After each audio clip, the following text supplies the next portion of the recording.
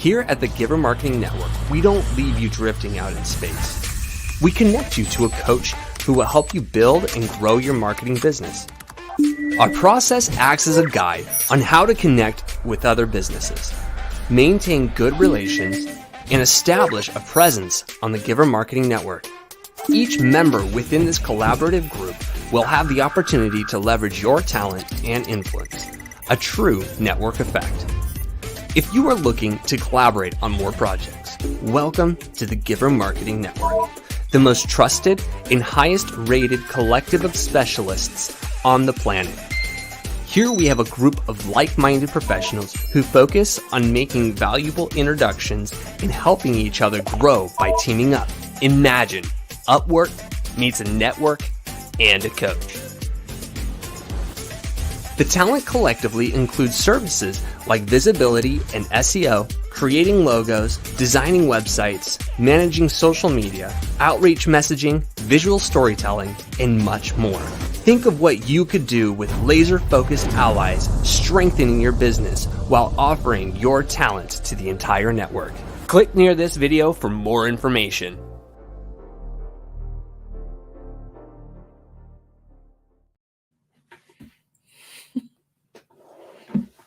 Hey friends, welcome to the Giver Marketing Network and the Kingdom Warriors live stream. We're here to help you with your marketing, and Karin Baker is going to be sharing with us some of her genius, some of her goodies around radio and podcasting and audio, all kinds of audio and video kind of experiences that can help our ears jump into the brands that we really want to pay attention to. So Karin, thank you so much for bringing some of your visual and audio goodies today. So we really appreciate that. Thank you. Hey, Timothy, thank you for having me. My pleasure. And I just want to kind of give a shout out to Giver Marketing if I can, because you probably remember, but when you and I met to talk about being involved in this, I was kind of like, I don't know, I'm doing the day job as with my radio. And then I have my evening where I'm trying to hustle and do the side hustle stuff with an agency, but I don't think I can keep doing this. And you're like, Karin, you got access now to a lot of different people. And because of that, Timothy, I've been able to meet some amazing people in the Giver Marketing Network and be able to help those clients of mine that had been stalled and not moving. So we've been able to move them forward. So yay. So you've met some awesome people within the networks. Isn't it great to be a part of like 100X, Kingdom Warriors, Giver Marketing Network? These are like, these are the tribes. These are the people that we highly recommend. We like to cross-pollinate, kind of encourage each other to be a part of these different groups. And so, gosh, if you haven't heard of at least two of those three, you need to go check them out. Okay. So, well, good. Karin, we're swimming in the same rivers. We love to talk about some of the same things. And you have a kind of a growing marketing brand that's developing yourself, but you have some experience on the audio side that we wanted to highlight today. And so I'm going to add that deck to the stream. And are you able to click on that and kind of go through that? Okay, good. So take us down a journey. Take us down the rabbit hole with some of these fun visuals that you got today, and help us understand why our ears are so important when it comes to, we talk about the 5 senses, right? Sight, sound, smell, taste, and touch. Well, that sound component, there's a reason why, we use audio and video so often in marketing. So can you help us understand maybe the audio side and a little bit of the video side? That'd be great. Yeah, I would love to do that. Thank you. And I just would like to start too by saying my journey actually starts a lot with the ears. In that I have a sister that is deaf. She's 5 years older than me. And one of the things that I grew up doing a lot of is helping her to clarify her message to other people, but also helping other people's messages be clarified to her. So that's been kind of a through line through my life, is helping individuals clarify their message, and now companies. And so I've really enjoyed doing that. So this is kind of fun for me to have this topic of how many ears on your brand. So let's get started. And so here, I just want to point out some different people that I've worked with that have had some client success. We have everything from footwear owner, footwear store owner, to a nonprofit organization helping parents parent kids, to a heating and cooling company that have all just had lots of great success from having their brands be presented in the audio format. And so here we can see that online radio has 209 million listeners that have listened in the past month, ages 12 and older. So that's AM, FM, and also streaming and so forth. So it's been powerful. And here you can see that radio is a top in-car device, and there's also more than that. There's people that are listening to they're listening to radio and also other things on their phones, in the cars and so forth. So the audio is just a really powerful tool. It is personal. It helps people make that connection to the people that they're listening to. There's story that when we call it the theater of the mind, that as people are listening and they're hearing your message or your client's message be presented through the theater of the mind, it's a very powerful image that relates to them personally. It also helps them when people hear when they listen to commercials more often on radio and podcasts, they're having that deeper connection. They're also finding the ads to be more relevant through radio and podcasting. And they're also finding that the advertisers are more trusting, 51% more. So, and then there's 4 different, when we think of audio advertising platforms, there's 4 different ones that we can consider. And in the next slide, it's going to kind of represent these 4, but I wanted to kind of point them out here first because there's going to be a lot of graphics on the next slide. But so you've got your social media, you've got your radio, you've got your video, and you've got your mobile computers. So with those 4 categories in mind, we're going to look at the next slide and see where are people listening? Like how many people a week are listening to each of these areas? I've always wanted to know this. This is super fun and nerdy. I appreciate you bringing these like the data to the table. Yeah, because as marketers, we're trying to help our clients to be in the right places, right? So some of those right places, sometimes that's just simply where are they at? Where are the people at? So with an age of 18 years old and older, the weekly reach that we can see here, we have, if we start like we did on the slide before, is social media. So a lot of us are helping our clients be on social media. And so we can see how many people are on there. So you've got on a PC, social media on a PC, you have 82 million people a week, 18 years old and older in that place. Then you have social media on a smartphone is 100 million times more than, or adding 100 million to that. So 189 million people are on the social media on a smartphone. Then social media on a tablet, a little less than on a PC, but about in that same ballpark, 78 million. And then as we go around, like we did on the previous slide, we go to audio. We've got AM, FM radio. It has the largest number at 219 million that are on listening weekly. I think the percentage is like 89% or 92, somewhere right in there, of people that average people that are listening there. Then satellite radio, 45 million. And then tablet audio, the 23 million. Smartphone audio, 94 million. So you can see just still just audio only is a really high representation. But when we add video to that, and then we have live DVR time shifted TV, 188 million. And then you have TV connected devices, 175 million, smartphone video, 176 million, and tablet video, 84 million.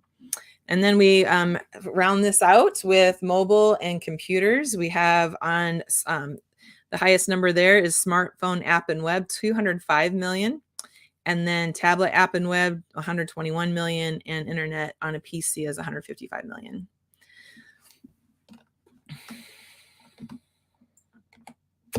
All right. So when we look at the number of people, amount of time, because that before this slide was how much are they listening, how many people a week.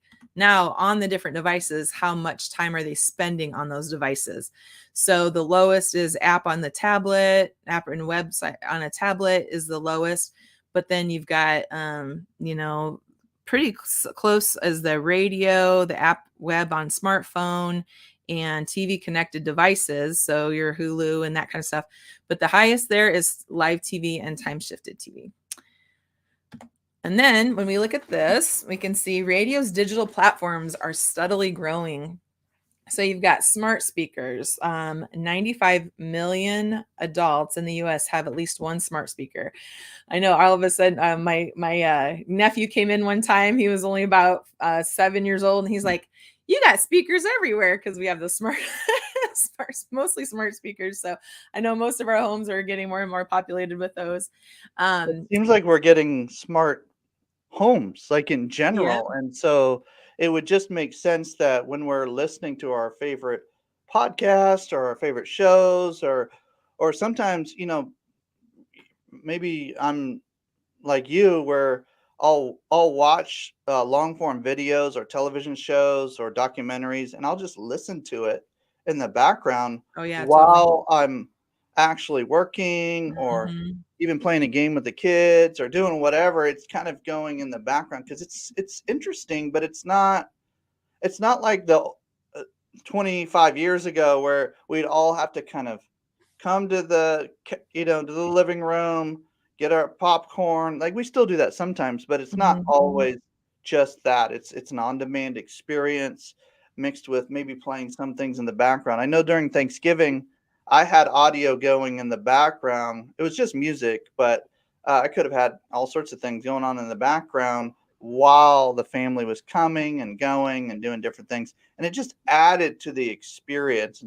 I wonder if audio is becoming this like added experience to enhance. It's kind of like it has been for years in retail or in other places. Mm. There's just Yeah. added. There's a power in audio in general. We always talk about the power of music, but there's a power in audio in general. Like, some people are even listening to this right Mhm. now, just Absolutely. just in audio. They're catching some of the visuals every few minutes, but they're going to go back and maybe listen to it again or do whatever. And so I appreciate you talking about kind of all the distinctive pieces. Very, very Yeah. important.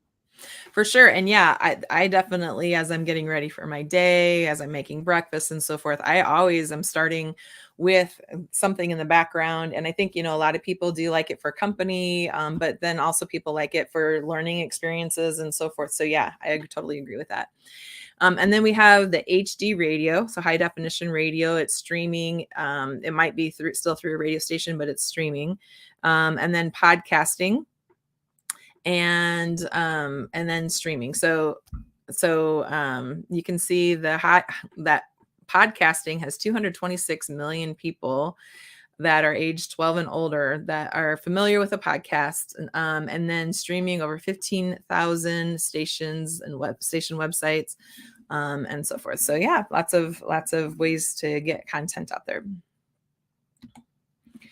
And then podcast listeners take action after ad exposure. So I think most of us probably can relate to this, that we're listening to the topic that we are interested in on a podcast. And then we find that podcast personality that we really like to follow because they talk about the things we like to learn about. And then they typically have certain commercials. Some of them are, their own material, but certain ones that they really endorse and so forth. And those of us listening, how many times more are we likely to really engage in that person's content or the commercial that they're promoting on their station, on their podcast rather? And here it shows. So podcast newcomers are still even 73% likely to take action. And then podcast pioneers, they've been doing it for 4 years. They're 80% likely. Heavy podcast listeners are 83% likely to take action when they hear the commercial that's being played on their favorite podcasters station program. And then driving emotion and engagement. An ad agency research study on storytelling found that audio ads drive 21% stronger emotions than visual ads. So it also showed that audio ads drove 50% more emotional peaks than video ads. And audio ads have a consistent increase in emotional engagement for a brand. then for a brand, then visual ads only. And audio makes calls to action ads a uniquely positive emotional experience. So the audio is just a really powerful tool to have to help your clients. And then with podcasting, again, we have, you can see the steady growth. So in 2012, it was 14% of people were listening to podcasts. And now age 12 and older, they're listening 41% they've grown to 41%. We've had a flippening of the numbers from 14 to 41%. I didn't catch that. Good eye. Statistic, and even how young the some of the listeners are as well. This is worth paying attention to, ladies and gentlemen, because we're going to talk about target market and demographics in just a few minutes, but just the trend itself is worth noting, because some people will say, audio's dead, or print is dead, or this is dead, or it's all communication. It's how you use it, not whether it still exists or not. There's some real traditional forms of communication that listen to Gary Vaynerchuk sometimes. If you can get through some of his language and some different things that he throws in there every once in a while, he's all in on audio. And this is one of the bigger names in marketing in the world. So Vayner Media and all this, he's like, look, audio is the future. Like, you're going to be talking to your devices. You're going to be listening to devices. You're going to be listening to shows. You're going to be interacting with shows probably even more. That's where some of these podcasts are taking, even some of the listeners that are chiming in and calling in, like the old-fashioned radio shows. It's not old-fashioned. It's just, we're just using it differently and using it in different ways. And now we got people chiming in by typing in questions. And by the way, if you have any questions and you're listening to this or watching this, ask questions. Like we just had somebody ask about demographics and target markets, and somebody posted a cool website that has to do with streaming audio and some different things. So throw those in, questions, comments, thoughts, and let's get the algorithms going on social so that people can hear more of what we're talking about. This is good. Thank you, Karin. I appreciate this slide particularly. Sure. Yeah. And then this one talks about radio, but since we've been talking about more than just radio, I'll just point out, if radio is driving 29% of Google searches, then add all the other things that we put in there, and you're going to have that number increase. Like 29% is good, but when you go through all those other ones, that it's driving Google searches. So that takes us to the purchase journey. So when you're looking at the purchase journey, if you're starting with awareness, and then they're doing search consideration, and then they make a purchase, and then you're retaining the clients, and then the advocacy for them. So when you go back to awareness, when you put radio, but then not just radio, you can add your podcast, you can add the, social media, all those different ways, the social ads, all those different ways of bringing awareness to the products and services of your clients. Again, we just said radio is 29%, leading to Google to understanding of the Google searches and so forth. So all of that in there is under that awareness. It's helping to drive that awareness that then leads to the search consideration, which you have your social ads there, your blogs, your reviews, other things there. Pay attention to this, ladies and gentlemen. This is a buyer's journey. This is what every company or organization, nonprofit even, needs to be aware of this, because there's a lot of nonprofits that leverage audio. Audio is a little bit less expensive, and it can still be targeted extremely well. So if you use it well, it's a tool in your marketing tool belt that you might have an advantage over some of your competitors, whether you're on the marketing side or you're on the kind of the user side. You can definitely take a look at kind of this buyer's journey and make some decisions based on that. I love this. It's very well laid out. It gives you an idea of the fact that audio is something to consider, especially if your audience and your budget really gears itself towards these type of platforms.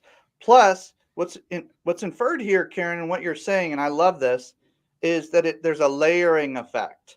So you might get a 29% increase when we had a HVAC client one time that leveraged audio to drive traffic to a particular page.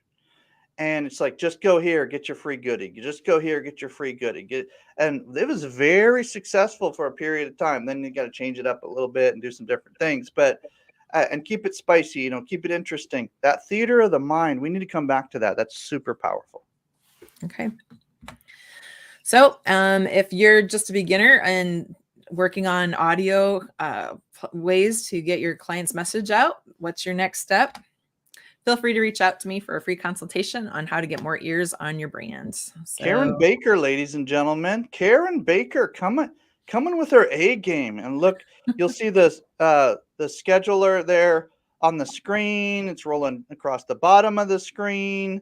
And you want to definitely check out her scheduler. Somebody put that in the comments. If somebody could type that out, put it in comments. I think Stacy's doing that, maybe a couple of others. Let's have a few people put that in the comments so that Karin can get a few good conversations going. Calendly.com/Kingdom Dynamics. And you can pick consult as your option there. And that way we know kind of that you want to connect with her in a serious way. So that'll be a fun conversation. You can tell she likes to have fun, but she knows her craft. And so with that, I wanted to bring in Meganathan, if you're available. Maybe Stacy, if she's working a lot of the tech behind the scenes, but if she wants to pop in as well, let's bring in some of the team.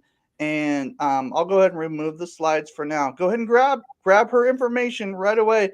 Look up Karin Baker on what social platforms are you on, Karin? LinkedIn and Facebook primarily. Okay, all right. So you're in the larger B2B, and then the Facebook. We always call Facebook kind of the world directory, and right. LinkedIn is the boss or the beast of the business to business world. It's professionals talking to professionals, and you are a professional. So thank you for bringing all that to the table today.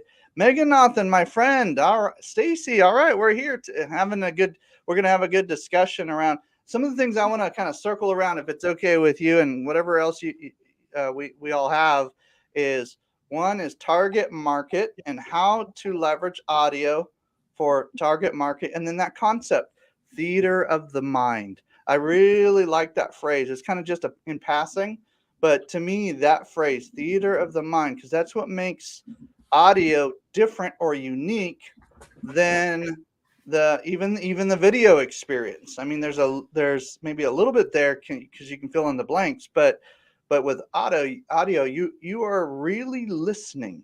Yeah, you're for really paying attention. So even if it's in the background, you can still pay attention to this while you're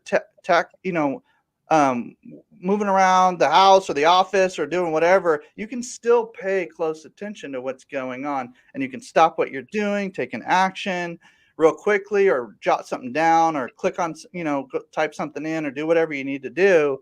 And I like the fact that there's a couple of considerations there. So Meganathan, real quick, and Stacy as well, what do you think the kind of the demographics are around this audio experience? What have you seen? What's your gut instinct? We're all marketing professionals here. Maybe we can put our heads together and look at the general demographics of these different platforms, audio experiences. So Meganathan, I'm going to make sure you're unmuted here. And if you can hear me, yeah, there you go. Any thoughts on audio and how to incorporate that into marketing and maybe the demographic side of it? Yeah, good day. Thank you for being a part of this. For myself, I think it's got to do with your target market. Who you're speaking to. I was in an investor conference this morning, and I recognized that most of the people there were 50 plus. And most of them would not be online on the app or other places the young ones are. And those are the decision makers, in most of the cases. So if you want to reach those decision makers, you would have to use sound, audio. That's my thinking. I like it. I'm just imagining when I'm traveling in an airplane or, just traveling, that a lot of the folks are listening to something and traveling at the same time. Some folks are still bringing the books around and reading, and those are powerful too. That's for another day.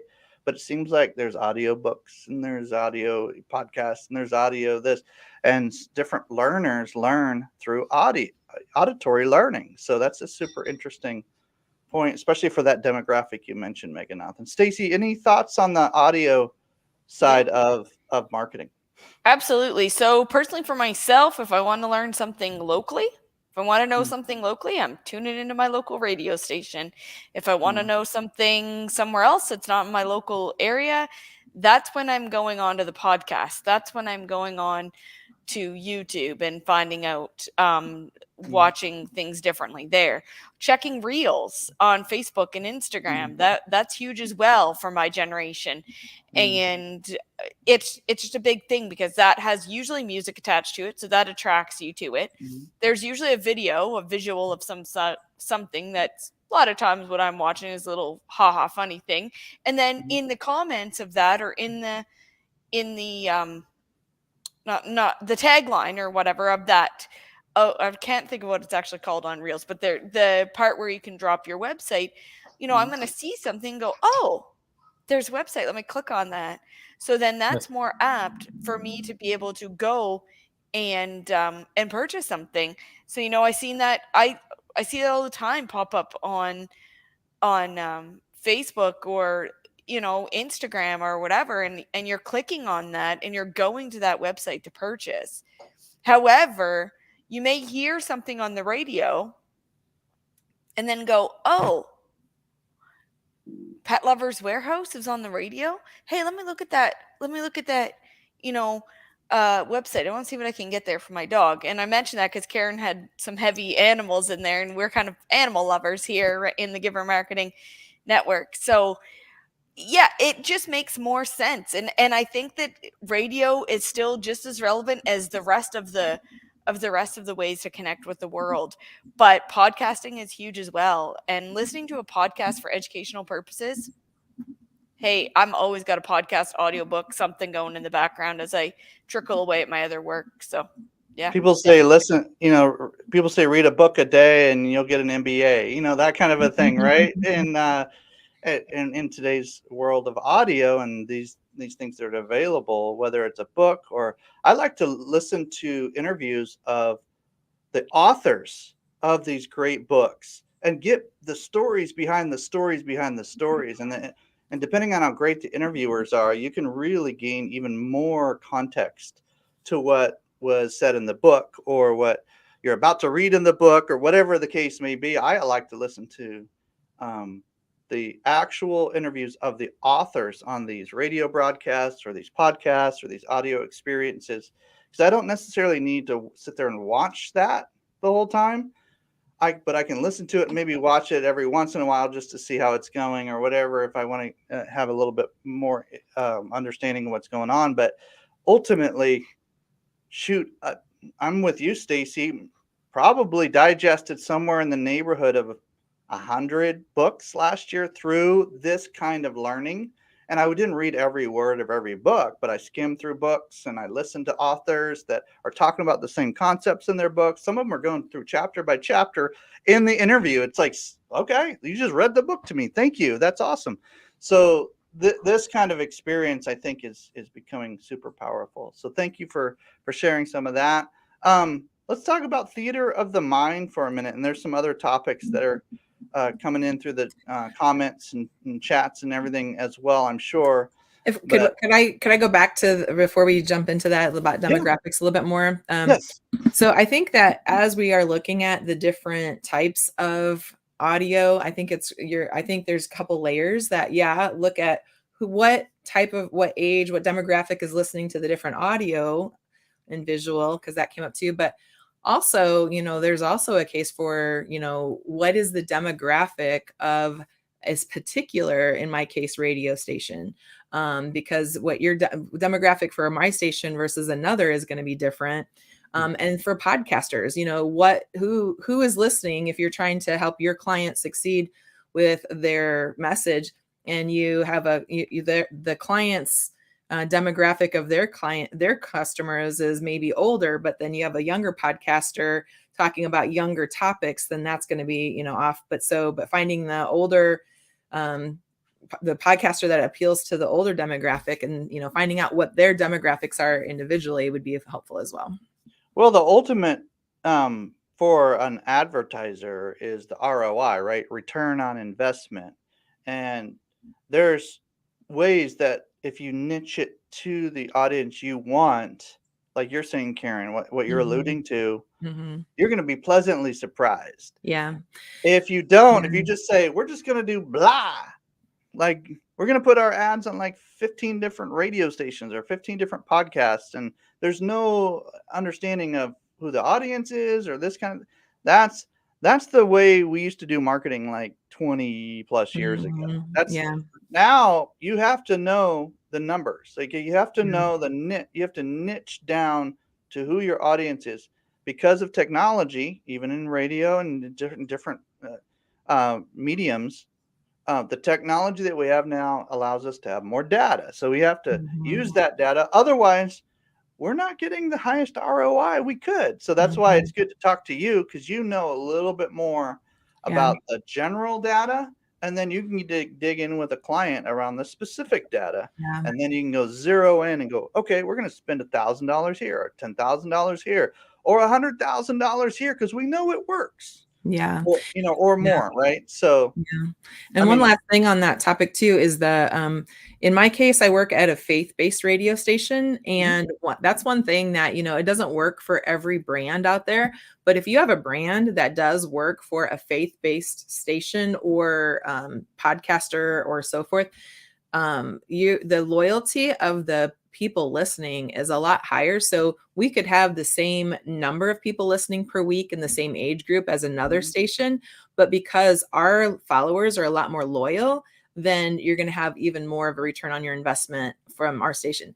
And I think it's true. As we were going through today, I was thinking about that with the podcasters. I feel like when people find that podcaster, that's their diehard person that they're following, when something's advertised through that person, then I feel like that's going to really bring that loyalty is going to be really up there high again. And another way to bring up even more bang for the buck for the person that is your client. Great point. Some people would broaden that conversation to like, what's your psychographic? Yeah.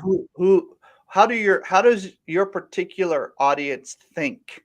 It's not just their age, their stage, their gender. Like it's not just their region. It's actually how they think is probably more important, if not just as important as some of those other aspects. And you're kind of alluding to that with the faith-based kind of things. And it's super important, ladies and gentlemen. The psychology and the emotional components of your audience that's where people take action. They don't take action based on information. They take action based on the emotion. And then they justify it based on facts. So if you can get people's attention, give them something that they really need, or they're in pain and they want some connection or some kind of value that you're offering them. Ooh, now you got something special. So, well, good. So there's the kind of the conversation around cost and ROI. And look, we're in a free market for the most part. Everybody listening to this is generally in some kind of free market environment. Okay. So when we talk about cost and return on investment, the cost of this is fluctuating depending on whether it's traditional radio or streaming radio or podcasting or different mediums. You can find that sweet spot. Some of the streaming platforms that have audio, audio only kind of a thing, you can find there's something available in your budget. Just talk to Karin. She can help you kind of do the research on that, give you some links, set up a time with her, reach out to her on social media, but don't be afraid of the cost.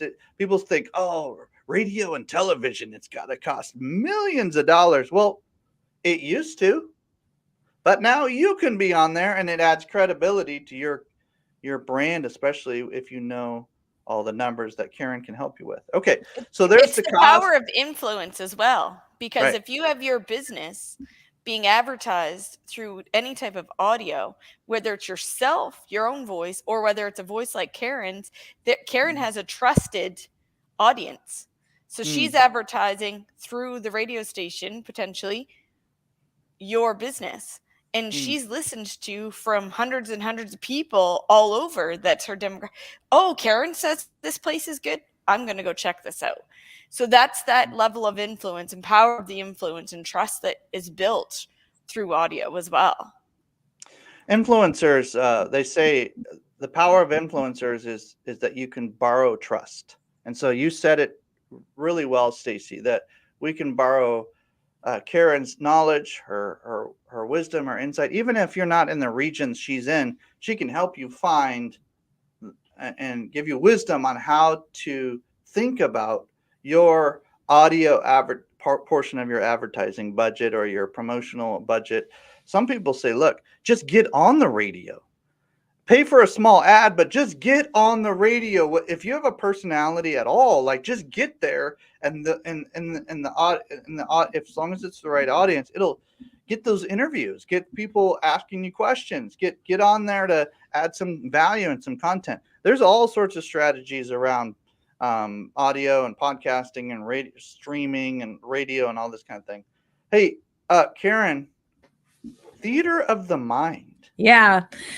What is that? Like, tell me more. I had that same reaction the first time I heard it. So when I started working at the radio station, one of the DJs and I were talking about commercials and he brought up the theater of the mind. And it is, one of the things that I think about kind of leading up to it is we've read books, right? And then we go see the movie and we're like, oh, that is totally not what I thought I was going to see in the movie. Well, I think the same thing happens in the mind when we're listening, when we're hearing the stories, because a good, story branding is one of the things that's come up a couple of times today. But when you're hearing a good story within a commercial, then your mind is thinking through these things that you're hearing about. One of our fun commercials that we have on our station is a company that sells rental equipment. So you can rent out all kinds of things to help you around your house. And so we have these episodes, and the episode is talking about somebody came in, and we have this like no policy where we don't ask questions, but they came in and they got garden hose, and I don't remember honestly all the different things, but these things that just do not relate. And so I didn't ask any questions. I really wanted to, but that's our policy, and it just really brings to your mind, like you can see these people walking up with the hose and the different things that just don't equate. So it just really is a real powerful opportunity to engage people with what they're seeing in their minds. Some of the best commercials I've heard, you don't even realize they're a commercial until like 3 or 4 or 5 seconds in.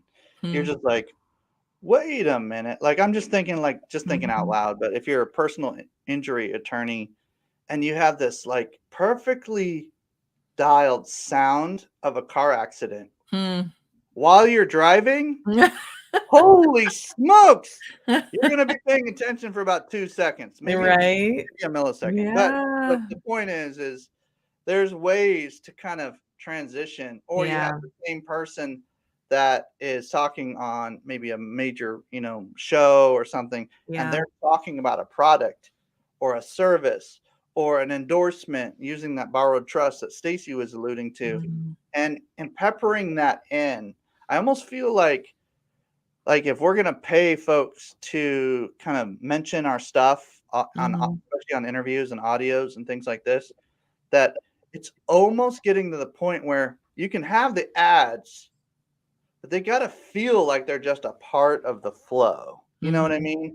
Or maybe a pattern interrupt, but it makes sense to what you're doing or how you're listening or something. And so that's more of an advanced version of and you get into that with your clients, I'm sure. But I just thought that was interesting because the theater of the mind. Meghanathan, do you have any thoughts on how our mind works when we're listening to something and the imagery that comes to the forefront of our thinking? Yeah, wow, Karin, I love that concept, theater of the mind. And so I'm linking it up to stories. I think as you'd mentioned about this noise of a car accident, in the car, that gets your attention immediately. But if you could link that up with a story, I think if we build stories around these ads, it's far more captivating to the audience, and it's memorable. you'll always think back about, I don't know any of us that think back about a dishwashing liquid advert, and the product that's there. But if there's a story linked to it, it's far more powerful, because that story creates images in the mind that allows us to remember. And you want your customer or potential customer to remember you, to think about you the first time. Mm-hmm. And so I love that concept. And also, of course, like you had mentioned, Timothy, about psychographics. It's understanding your audience. How do they think? What excites them? What saddens them? Because people base their buying decisions on emotions, it's best to be able to think about what will trigger a specific emotion, because then they would also remember. So I love that concept, theater of the mind. Mm-hmm. I love that. Yeah. If as Karin and I discuss things like maybe interviews on a radio station, or different things like this, I'm thinking to myself, okay, because it's a faith-based like radio station or streaming radio or whatever, they probably have a big reach locally, which I love that area that you're in. What exactly, what area are you in, just for the listeners? Sure. So specifically, a station is in Elkhart, Indiana, but we call this Michiana because we're so far north. We're almost in Michigan, and our station covers the lower Michigan as well. So okay. we call it So Michiana, lower Michigan / it's not Indiana. too far from Notre Dame University. Notre Dame. Okay. All right. So for those folks in that area, or if you know somebody in that area, connect them with Karin. You never know. She might be able to give them some extra goodies. But as we talk about like spots on your radio station or interviews or different things like that, I'm thinking to myself, okay, wait a minute.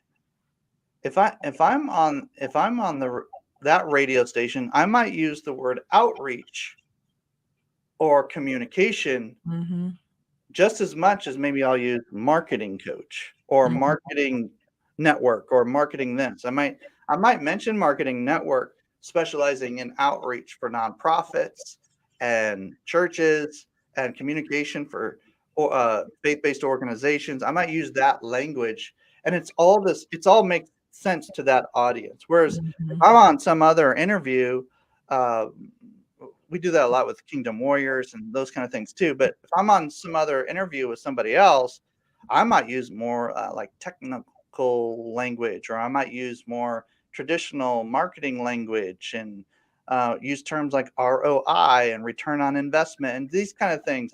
If it's a business show or something like that.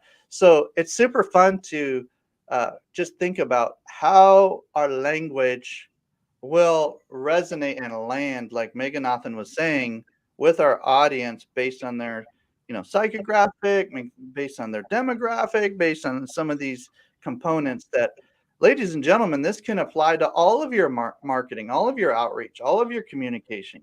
And we define marketing as pre-transaction communication, or if you're in the nonprofit world, pre-funding communication, or pre-donation communication, if you want to think of it that way. But the bottom line is this type of learning and about communication can be applied not only to the audio, but obviously we talked a little bit about video today as well, and they work together. If I see a video and then I see another, or I hear another component of that same brand, it's going to help me be top of mind, like Meghanathan was talking about. And being memorable, ladies and gentlemen. I mean, there's a reason why we dress for success. We try to bring our A game and bring the visuals and use the tones in our audio, our presentations. And Karin, you did a really good job today. Meghanathan, thanks for jumping in and chiming in. Stacy's in the background, pulling all sorts of levers right now and making things happen. And you just brought a really fun, interesting conversation today. I did not expect such awesomeness in our network around audio until I met you. And I just want to let you know that. Well, thank you. And if I can just kind of bounce off of what you were just talking about too, and that is the layering of all the different things, right? Like we saw it in some of the slides, we talk about Facebook advertising, social media advertising. That is definitely an element. And then when you add these other components, the other audio ones, the radio, I was and blessed to be part of an opportunity to bring together a lot of different Christians from a lot of different denominations And just seeing the effects of all of this together. Speaking of Notre Dame, it was at Notre Dame, the basketball stadium, and it was the first time we had done this event, and we did that. We were on different radio stations, we were in social media, did Google searches and so forth, and all of that coming together, we ended up with 1,600 people at this event, and it was because of a lot of that outreach that was happening on all of those fronts. So definitely they all do work together really well. Awesome. So people can connect with you by going to calendly.com/kingdom dynamics and try to find a slot that works for you to connect with Karin. Look her up on social media, ask her about radio and audio and how that affects our marketing strategies and how to layer that in, kind of slip that into the mix so that there's a real big bang for our time, our treasure, our resources. And sometimes it's basically a time commitment to try to find ways to get on different radio stations and things like that, which was what we're talking about in the backgrounds. And then there's other times when you just have a few dollars that you want to put into the mix, and it can create just as much ROI as anything else, maybe even more. So if we're smart about it and we talk to the right people like Karin and others in the network, gosh, we can really make a good impact. And that's our mission. We want to help causes and companies shape culture for good by leveraging the marketing and communication efforts that we have in our network. And Karin, you're one of the stars. And I just want to thank you for helping us today understand a little bit more about this lost art. It's not lost because there's more and more people listening all the time, but this art of audio communication. How does that work? You know, there's a big difference between just audio and then audio mixed with video, but you brought some good components of both today, and I really appreciate that. So thank you. And with that, ladies and gentlemen, next week, same time, similar channel. So if you're watching on one of the streaming live experiences on social or other places, make sure and tune back into wherever you're listening to this today, and we'll be here in same time next week. We look forward to that Tuesday morning, 8 a.m. Pacific, 11 a.m. Eastern. And thank you again, Karin Baker. Karin Baker in the house, ladies and gentlemen. My pleasure. Thank you, Timothy. All right.